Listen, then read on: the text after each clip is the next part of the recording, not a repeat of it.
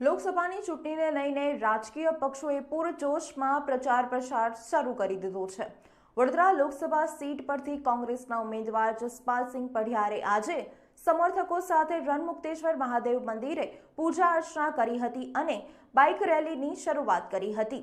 આ બાઇક રેલીમાં શહેર પ્રમુખ ઋત્વિજ જોશી, પૂર્વ વિપક્ષ નેતા ચંદ્રકાંત શ્રીવાસ્તવ અને પૂર્વ મંત્રી ભીખાભાઈ રબારી પણ જોડાયા હતા। વડોદરા લોકસભા સીટ પરથી કોંગ્રેસના ઉમેદવાર જસપાલસિંહ પઢિયારે વડોદરા ખાતે વોર્ડ નંબર 14ના વિવિધ વિસ્તારોમાં પ્રચાર શરૂ કર્યો હતો। તેમના ટેકેદારો અને સમર્થકો બાઇક રેલી યોજીને તેમની સાથે જોડાયા હતા। વોર્ડ નંબર 14માં આવેલ રણમુક્તેશ્વર મહાદેવ મંદિરથી બાઇક રેલી સાથે પ્રચાર શરૂ કર્યો હતો। કોંગ્રેસના ઉમેદવારની રેલી દંતનગર, બાવરી, કુંભારવાડા, વિમલ બેકરી સહિતના વિસ્તારોમાં ફરી હતી અને ત્યારબાદ વોર્ડ નંબર 16માં ખેડકડ ફળિયા, મેરાવળ ગણેશ મંદિર, મહાદેવ તળાવ, વાડી રંગમહલ, શનિદેવ મંદિર ગઈ હતી। રસ્તામાં ઠેર ઠેર તેમનું સ્વાગત કરવામાં આવ્યું હતું। લોકોએ તેમની સમસ્યાઓ જણાવી હતી।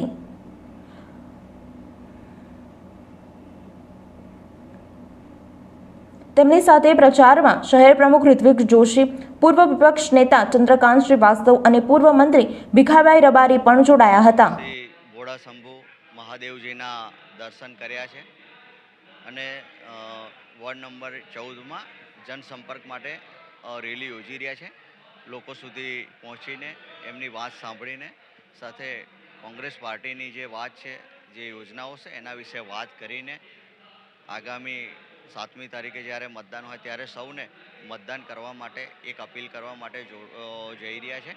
સૌ આગેવાનો, કાર્યકરો જોડાયા છે। લોકસભાના ઇન્ચાર્જ શ્રી બત્તુભાઈ, શહેર પ્રમુખશ્રી, વોર્ડના પ્રમુખશ્રીઓ ભીખાભાઈ રબારી સહિતના અન્ય આગેવાનો અને સૌ સાથી કાર્યકર્તાઓ જોડાઈને એક સાથે એકી અવાજે કોંગ્રેસ પાર્ટી વડોદરા લોકસભા બેઠકમાં સારી એવી જીત મેળવે તે માટે થઈને સૌ પ્રયત્ન કરી રહ્યા છે।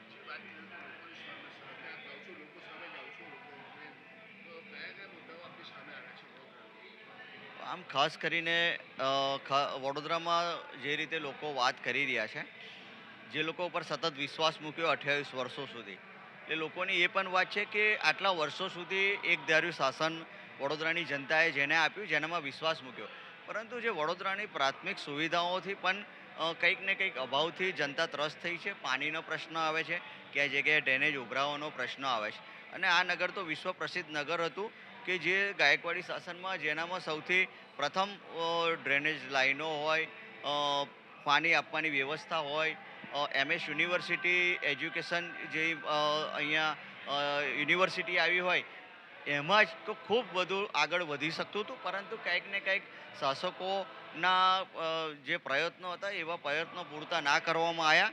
એના ભાગરૂપે કંઈક ને કંઈક વડોદરા વિકાસમાં પાછળ રહી ગયું છે। એટલે એ બાબતને લઈને લોકો વાતો અને ચર્ચા પણ કરતા હોય છે। એટલે ચોક્કસપણે સહકાર આપવાની પણ લોકોની તૈયારી આ વખતે છે।